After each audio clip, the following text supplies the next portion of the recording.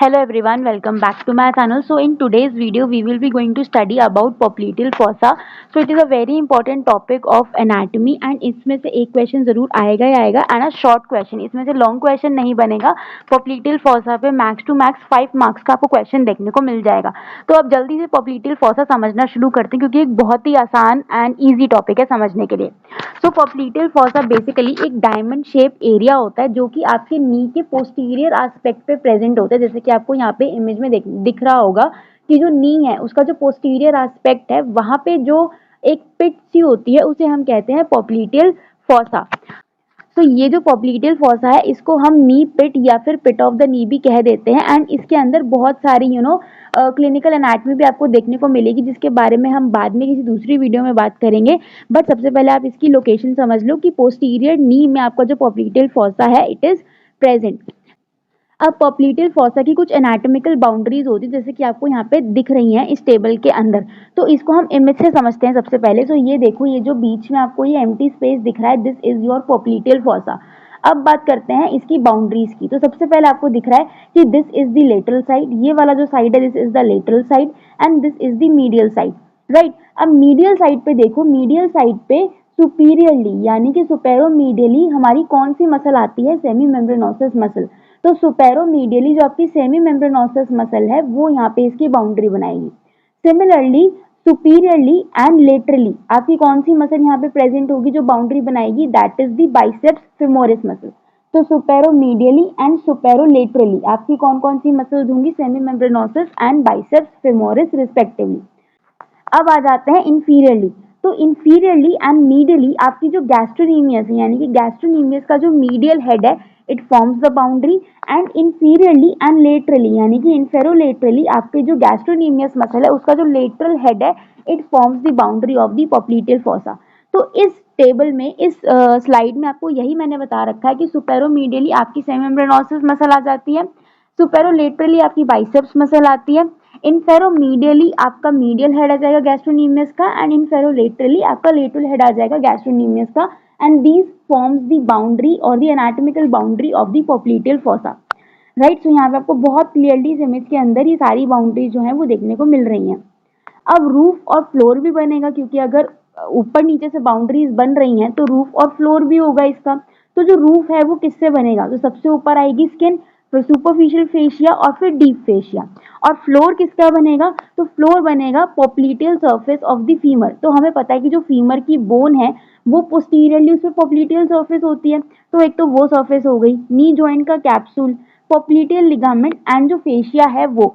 So these forms the floor of the popliteal fossa. तो जब भी आप popliteal fossa का आंसर लिख के आओगे तो आपको ये बाउंड्रीज प्लस रूफ और फ्लोर भी लिखना है और इनका डायग्राम भी बना के आना है अच्छे से. अब ये जो popliteal fossa है इसके अंदर कंटेंट क्या क्या होता है, मतलब कि इसके अंदर कौन कौन सी चीजें होती हैं. तो popliteal artery, popliteal vein, tibial nerve and the common peroneal nerve. So these are the four things which are the content of the popliteal fossa. अब इनको एक एक बार देख लेते हैं अच्छे से कि जो popliteal आर्टरी है, जैसे कि हमें पता है कि जो हमारे लिम्ब में जो आर्टरी शुरू हो रही है वो कहाँ से शुरू हो रही है, femoral artery, right. So femoral artery आगे कंटिन्यूएशन में किसमें चेंज हो जाती है, popliteal आर्टरी में, राइट. सो यहाँ पे लिखा भी है देखो, the artery represents the distal continuation of the femoral artery after passing through the adductor hiatus of the adductor magnus muscle. यानी कि जो popliteal आर्टरी है it is the continuation of the femoral artery. अब ये जो popliteal artery है ये कहाँ पे एंड होती है, popliteus मसल पे एंड हो जाती है.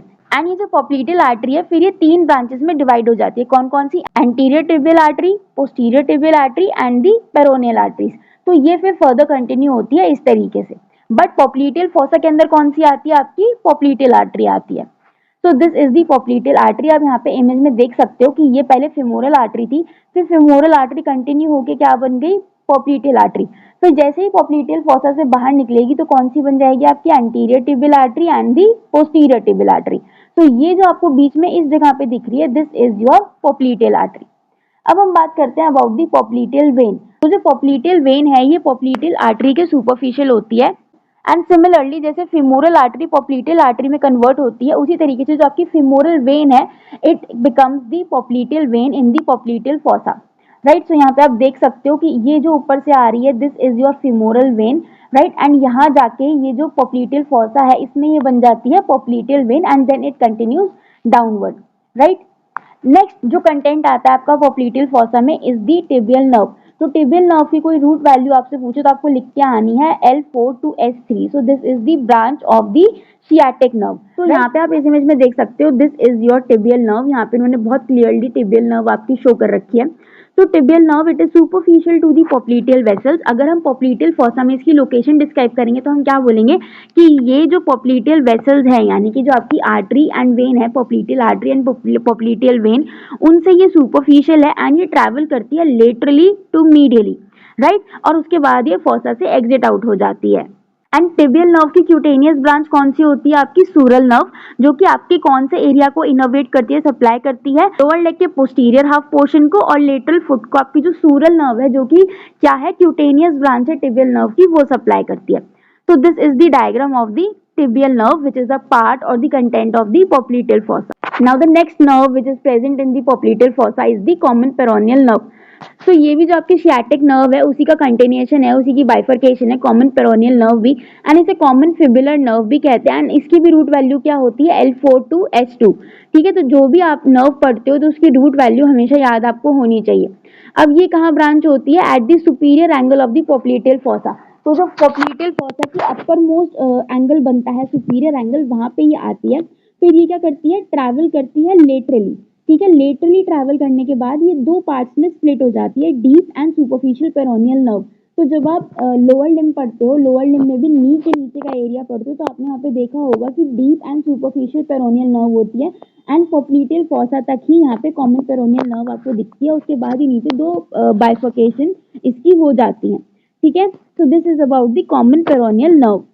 तो यहाँ पे आप इस डायग्राम में देख सकते हो, this is the common peroneal nerve and फिर ये आगे दो पार्ट्स में, ऐसे दो ब्रांचेस में डिवाइड हो गई है, right. So this is also a content of the पोप्लीटियल fossa.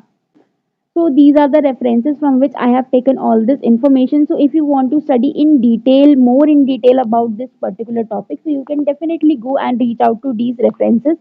And for more such informative content, please like, share and subscribe to my channel.